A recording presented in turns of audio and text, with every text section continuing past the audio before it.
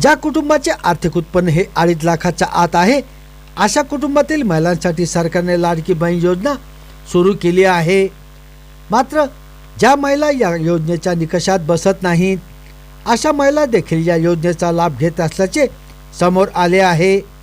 दरम्यान ही बाब लक्षात आल्यानंतर काही दिवसापूर्वी सरकारने या योजनेसाठी पात्र नसलेल्या काही महिलांची नावे योजनेतून वगळली होती, तर काही महिलांनी स्वतः या योजनेचा लाभ बंद करण्यासाठी अर्ज केला होता। दरम्यान सरकारकडून आता या योजनेला चालनी लावण्यात आली आहे। ज्या महिला योजनेसाठी पात्र नाहीत अशा महिलांची नाव योजनेतून वगळण्यासाठी सरकारने या योजनेसाठी ई-KYC सक्तीची केली होती। या ई-KYC ची अंतिम मुदत ही 31 डिसेंबर 2025 होती। त्यानंतर योजनेची मुदत वाढल्याची कोणतीही माहिती समोर आली नाही। मोठी बातमी म्हणजे आता ई-KYC वेळेत पूर्ण न केल्यामुळे राज्यातील तब्बल 67 लाख महिला आता या योजनेसाठी अपात्र ठरल्या आहेत। त्यांचे नाव या योजनेच्या यादीतून वगळण्यात आली आहे।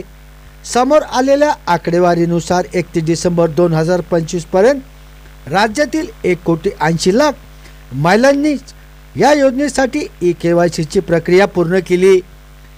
ज्या महिलांनी ई-KYC केली त्यांचे पैसे नियमितपणे सुरू राहणार असल्याची माहिती समोर येत आहे।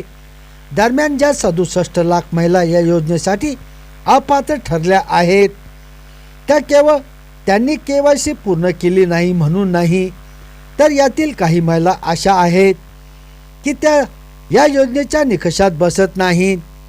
त्यातील अनेकांकडे वाहन असल्याचे समोर आले आहे, तर काही ठिकाणी या महिला स्वतः सरकारी नोकरीला असल्याचे देखील आढळून आले आहे।